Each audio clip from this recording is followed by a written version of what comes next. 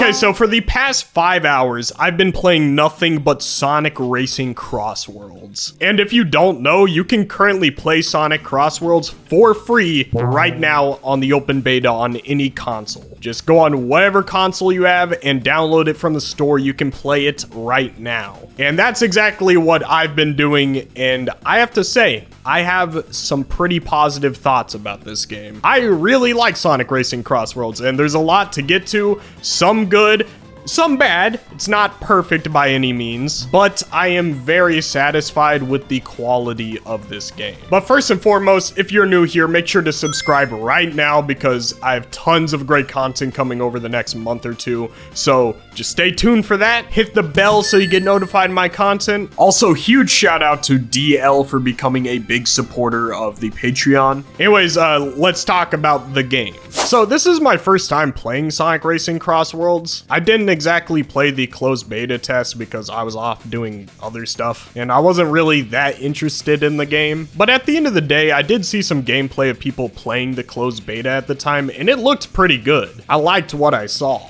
But from my understanding, this version of the game is a lot different from the closed beta version. Supposedly, the item balancing has been tweaked in this new version to be a bit more fair, but that is one thing about this game. If you could describe Sonic CrossWorlds with one word, it's chaos. This game is so f***ing chaotic. This is nothing like the previous Sonic Racing games, and it's nothing like Mario Kart 8. This is utter destruction. The reason why is because of the item balancing. While you're playing through the game, there's a lot of items that you can throw at other vehicles to help you get a one-up in the race. But the thing is that there is a lot of items, and they're very damaging. So the entire race, you're just getting spammed with rockets and all kinds of other items that you're just getting destroyed left and right. Nothing is certain in CrossWorlds. Nothing. You could be in first place for the entire game. You get to the last lap, you are not guaranteed success. All it takes is 1 second and you can lose everything.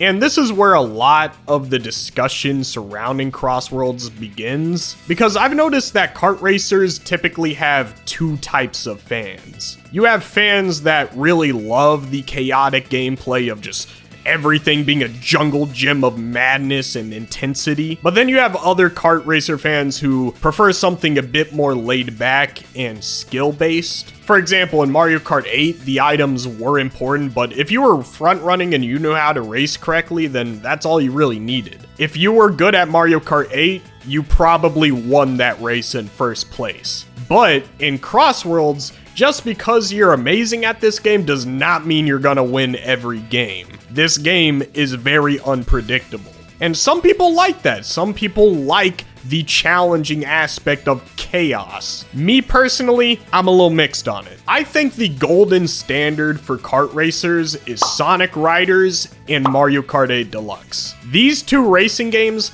are masterpieces. I love them to death. The thing about those racing games, though, is that it's very skill-based. I like my racing games to where if I'm good at the game, I'm gonna finish in first place almost every time. And that's how it was with Mario Kart 8. Every time I played that game, I was goated. I was winning. And that's because I sharpened my skill and I became very good at decision making. I never really liked chaotic kart racers. People absolutely love games like Mario Kart Wii. I never understood it. I don't like Mario Kart Wii. I think that game is way too punishing with the items. And even with Mario Kart World, while I do love that game, the online mode is just as chaotic as CrossWorlds Online. It's just another giant jungle gym of chaotic mess. And I probably said that a lot in this video, but I hope I'm getting the point across. I can't definitively say that this style of game is bad, so I'm not gonna outright call CrossWorlds bad or Mario Kart Wii bad, but I just don't like it as much. With that said, this is not completely a negative. I still had a ton of fun with CrossWorlds, and the biggest reason why is because of the gadgets. Something that Sonic did with CrossWorlds that is different from any Mario Kart game ever is that they have gadgets. And the reason why the gadgets are important is because it changes the outcome of the race. Yes, Sonic CrossWorlds is incredibly chaotic, and sometimes it can feel unfair, like you can't control what's happening. But with gadgets, you can kind of manipulate the chaos to be in your favor.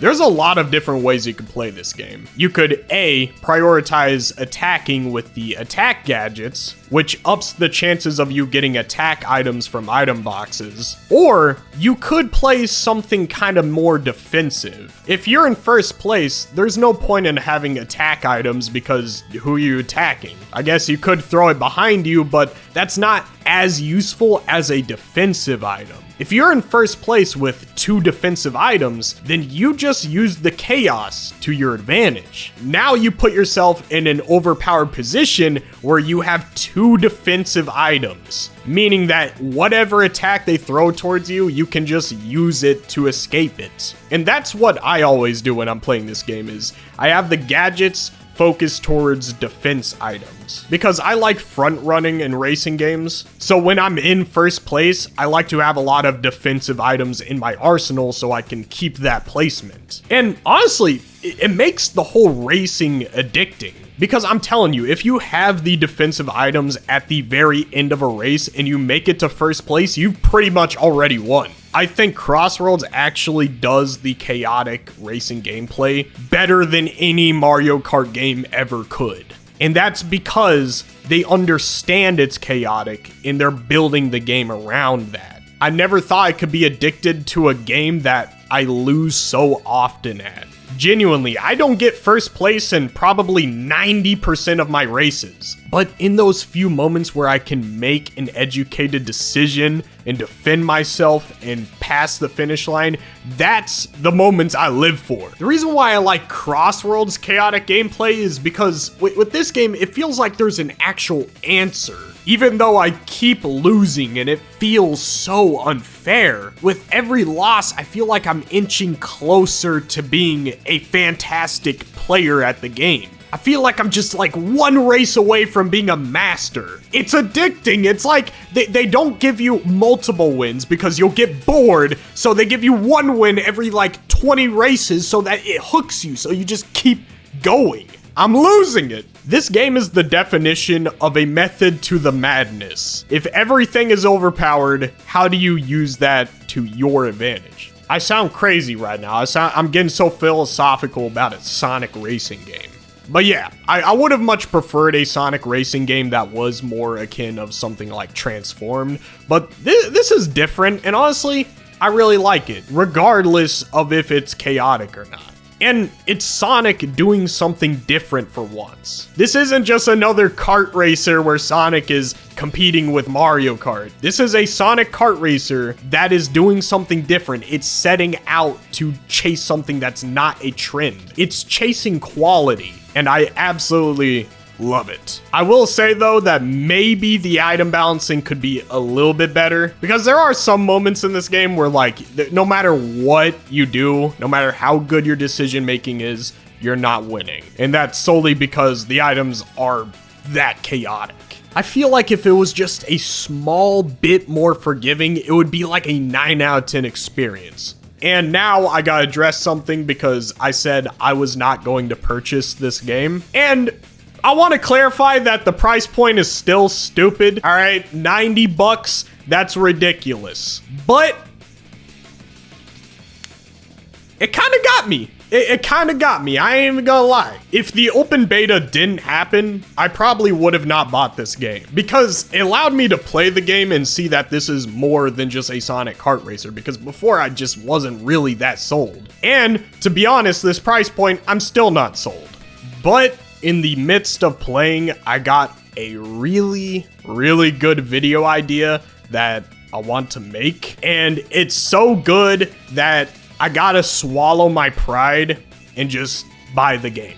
So, yeah, I'm buying the game. And I made a bet for like $20 with another creator, a True Brendan. I'm gonna give you your $20, you win. And I'm still not defending the price point by any means necessary. $90 is too much, $70 is too much. This game is not worth $70. I think it's maybe worth $60 at most. It's good, not that good though. It ain't that good. I still think Sega is very greedy for that price point. So yeah, I like the game. I'm gonna make content on it, which I know some of you guys are happy about, because I saw some people kind of disappointed that I wasn't covering the game. Well, here it is. I'm very happy that CrossWorlds did an open beta, because this is something that almost no other gaming company will ever do. This is a free open beta. What Sega is saying by this is play the game yourself and decide yourself if it's worth the money.